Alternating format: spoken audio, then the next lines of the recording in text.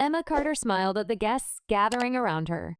The glittering chandelier above them showered light on her flawless makeup, designer dress, and diamond-studded necklace, gifts from her husband, David Carter.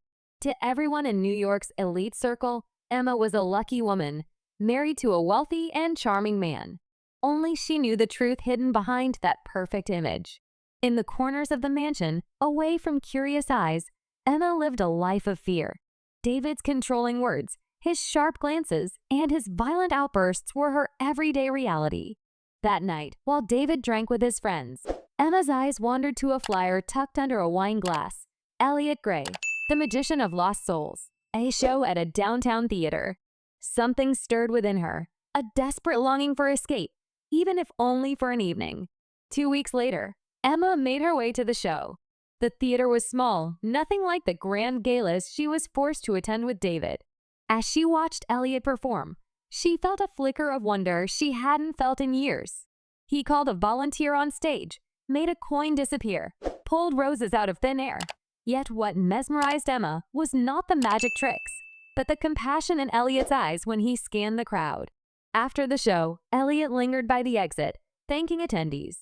Their eyes met. A silent, loaded moment passed. Emma lowered her gaze quickly and walked away, her heart pounding. Emma's life worsened as David's suspicions grew. He hated the idea of her going anywhere alone. The bruises on her arms darkened. Lily Summers, Emma's childhood friend and only confidant, begged her to leave. "I can't," Emma whispered one afternoon, staring at the mirror, touching the darkened skin David had left as a mark of ownership. "He'll find me. He always does." "No," Lily said. "We'll find a way." Emma attended another of Eliot's shows. This time, he noticed the faint trace of bruises under her foundation.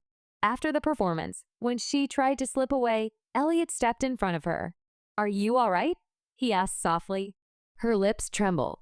"I'm fine. Thank you for the show. If you ever need to disappear," Eliot said meaningfully, slipping a card into her palm, "come back here." Emma clutched the card as if it were a lifeline. Lily and Emma began planning. They needed money, documents, a new identity. Eliot had connections, women's shelters, underground networks that specialized in hiding abuse survivors. "We have one chance," Eliot warned. "Once you vanish, you can never go back." Emma nodded, determination hardening her soul.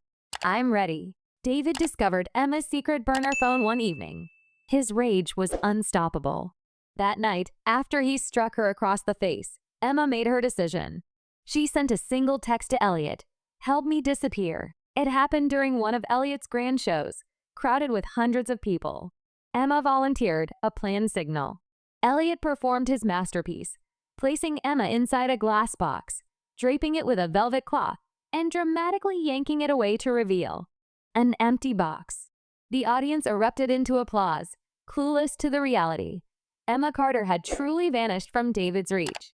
For weeks, Emma stayed hidden, in safe houses, changing her hair, practicing a new name, Emily Harper. Meanwhile, David used his wealth to find her, painting himself as a worried husband. Detective Marcus Reed, assigned to the case, was secretly part of the network helping Emma. He delayed David's efforts, investigating leads that went nowhere.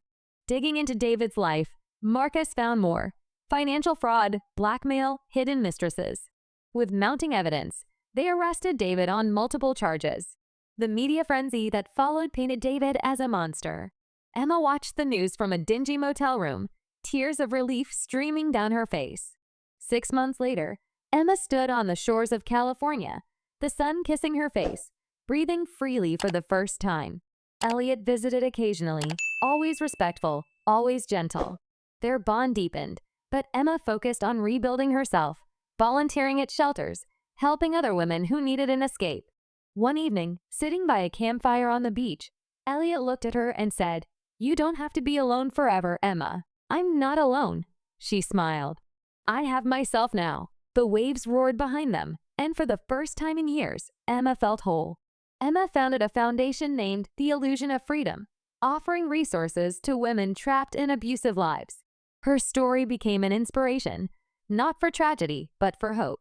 The real magic, Emma realized, wasn't Eliot's illusions. It was the courage to reclaim her life, And sometimes, the greatest escape isn't from a locked box on stage. It's from the invisible cages we live in.